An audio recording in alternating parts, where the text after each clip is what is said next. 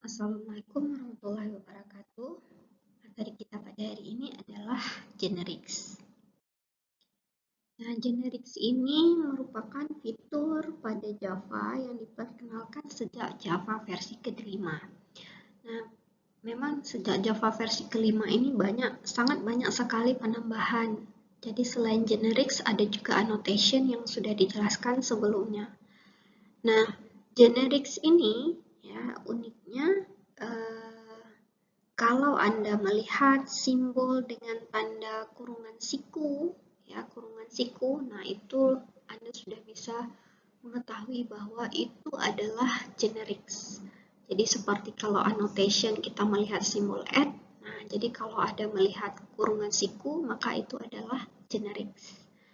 Ya, nah Java generics ini digunakan untuk mendeteksi bugs pada saat kompilasi dan juga mendeteksi bug saat runtime. Memang generics ini diperuntukkan untuk collection. Nah, jadi collection ya, kita sudah belajar terkait dengan data collection. Nah, pada collection ini sejak Java versi ke-5, kelas-kelas pada collection ditulis kembali menjadi bentuk generics. Jadi kenapa kita menggunakan generics ya? Anggaplah kita ingin membuat koleksi string. Nah, koleksi string ini kita simpan di dalam vektor. Jadi vektor ini mirip seperti array list ya sistemnya. Hanya bedanya salah satunya itu ada yang thread safe yang maknanya bisa digunakan pada thread. Nah,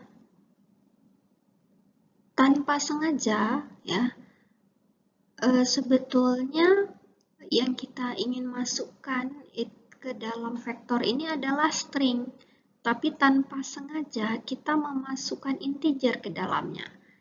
Nah, hal tersebut ya menjadikan kode program kita menjadi tidak type safe atau istilahnya dari sisi tipe data itu tidak aman. Ya, bisa dilihat contohnya seperti ini. Jadi ada vektor ya, anggaplah ada vektor dinamakan V, kemudian kita menambahkan satu unsur ya v.add new string valid string. Nah, ini memang sengaja kita lakukan karena kita tunjukkan bahwa V ini akan menyimpan data string. Nah, namun nggak sengaja. Jadi nggak sengaja kita tambahkan integer ke dalam V. Jadi new integer kita masukkan ke dalam V.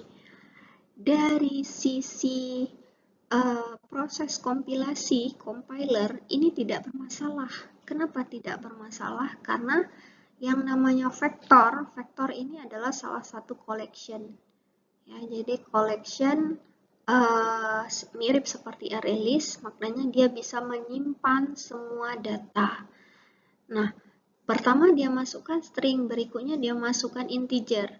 Jadi secara grammar daripada secara sintaks istilahnya benar, ya nggak ada masalah.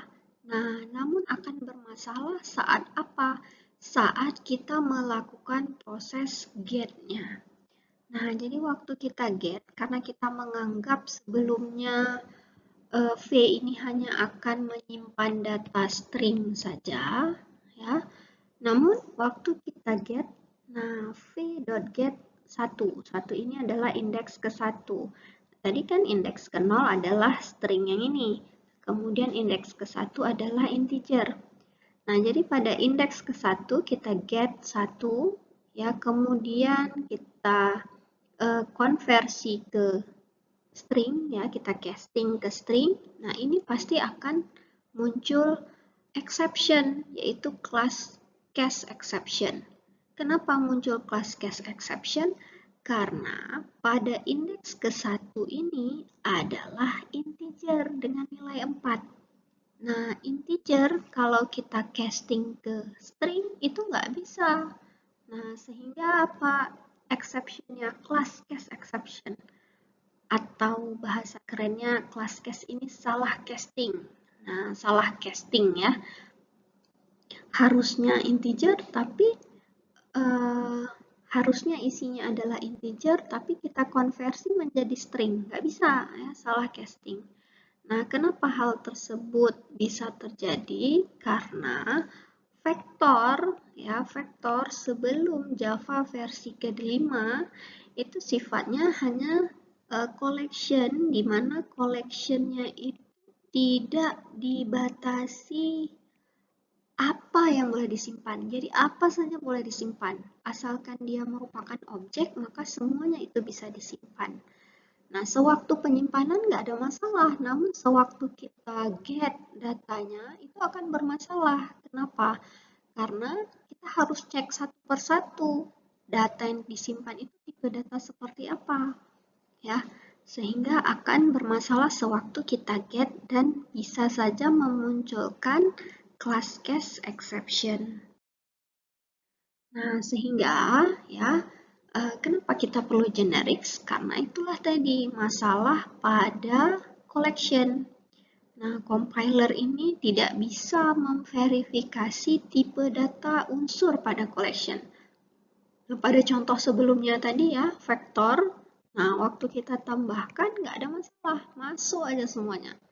Tapi waktu kita get, nah kita dapatkan nilainya, kita nggak bisa verifikasi tipe datanya. Ya, masa kita verifikasi setiap satu item data, kita cek apakah ini integer, apakah ini string. Wah, susah ya seperti itu. Nah, programnya menjadi sangat tidak bagus, ya, tidak readable.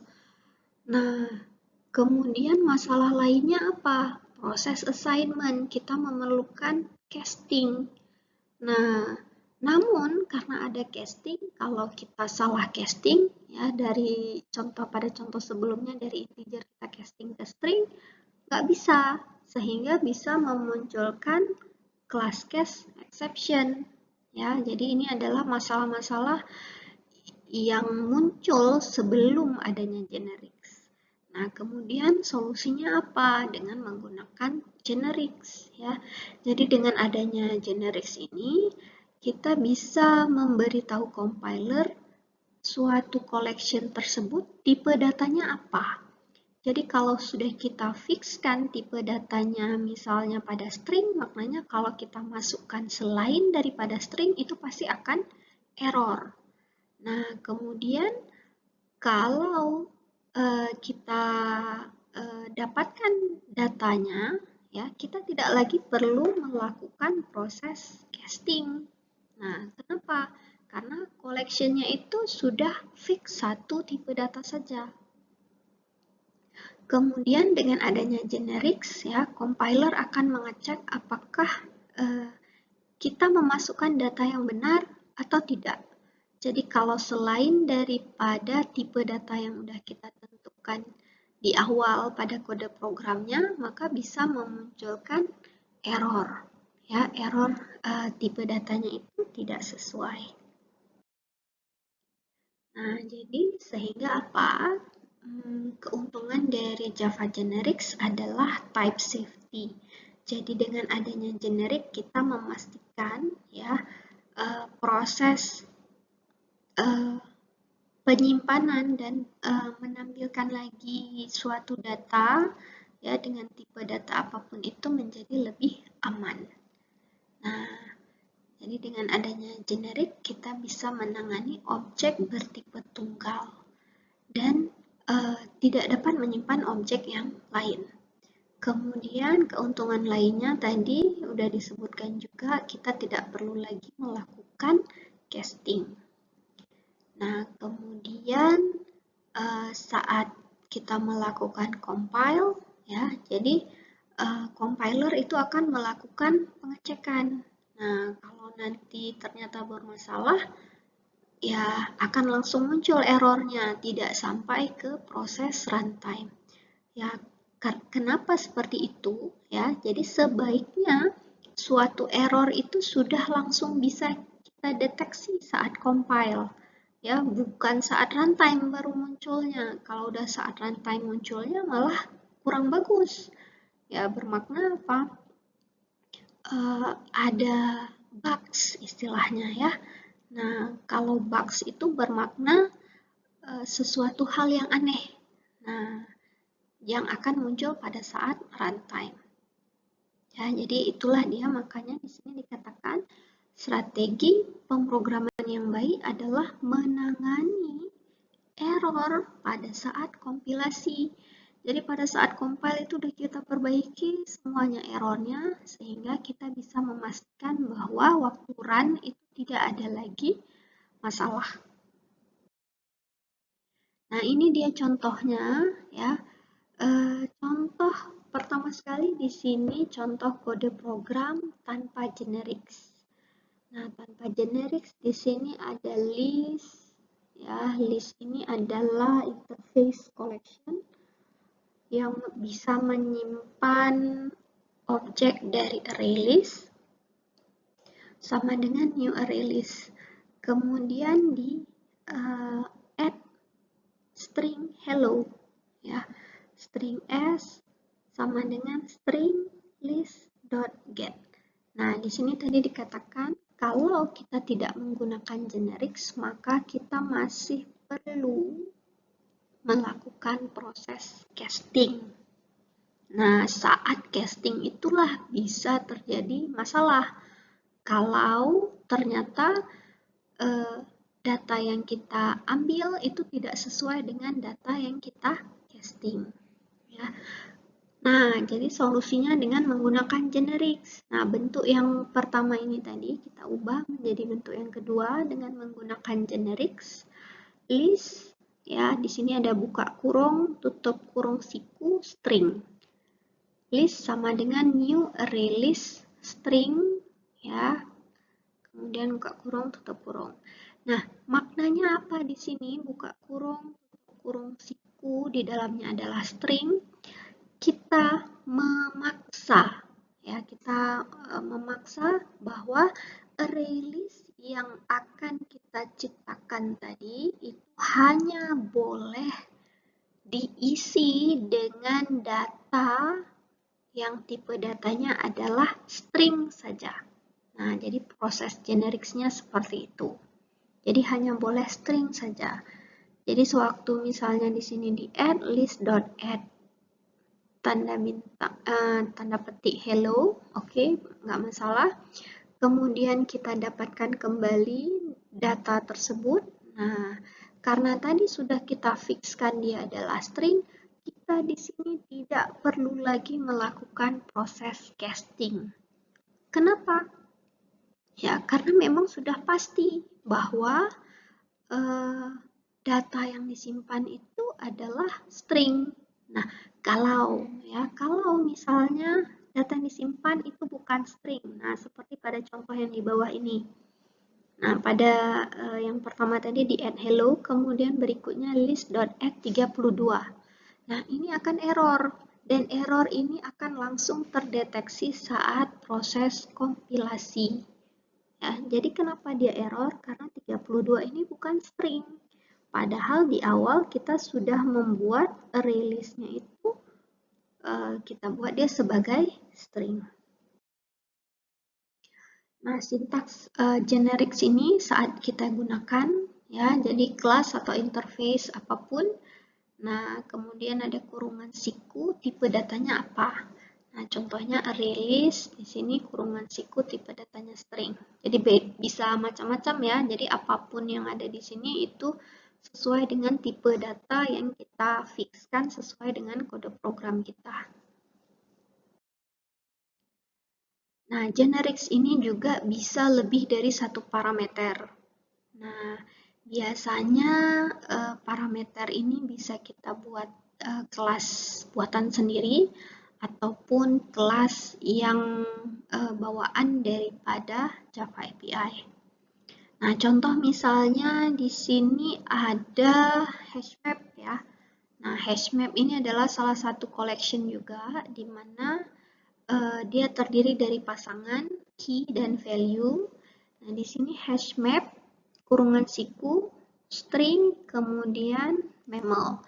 Jadi key-nya di sini tipe datanya string, kemudian value-nya itu tipe datanya adalah mammal. Ya, mammal itu sebagai kelas mammal di sini. Oke, nah map ini variabelnya sama dengan new hash map string, mammal, buka kurung tutup kurung.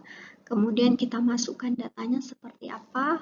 Map.put ya, kemudian key-nya di sini mouse, kemudian value-nya itu adalah objek daripada mammal, yaitu new mammal mouse. Nah, bagaimana cara mendapatkannya? Ya, cara mendapatkan pada hashmap dengan menggunakan get, namun yang kita get itu bukan berdasarkan indeks, tapi berdasarkan key-nya. Oke, jadi kita lihat di sini bahwa apapun itu yang ada tanda kurungan siku itu bermakna adalah generik.